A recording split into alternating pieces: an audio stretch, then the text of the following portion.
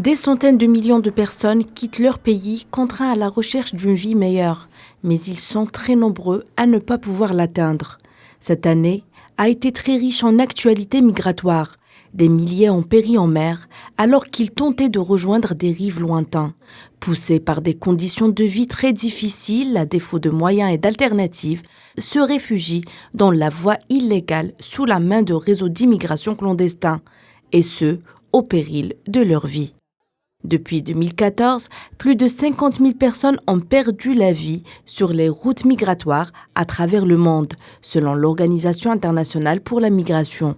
Le drame migratoire du 24 juin dernier aura marqué les esprits, lorsque près de 2000 migrants subsahariens ont tenté de rejoindre l'enclave espagnole de Melilla depuis Nador.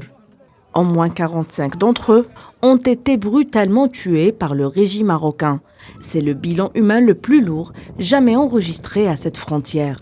Selon Amnesty International, Rabat et Madrid sont impliqués dans cette tragédie condamnée par l'ONU. Par ailleurs, la migration à la recherche de l'Eldorado a toujours motivé l'être humain.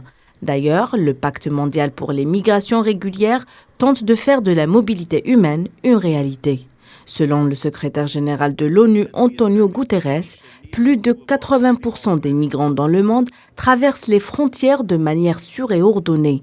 Pour lui, ces migrations sont un puissant moteur de croissance économique, insufflent un grand dynamisme.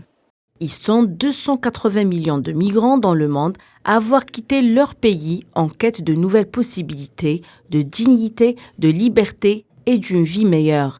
Ils se déplacent majoritairement en Asie, en Amérique du Sud, en Afrique ou encore en Europe.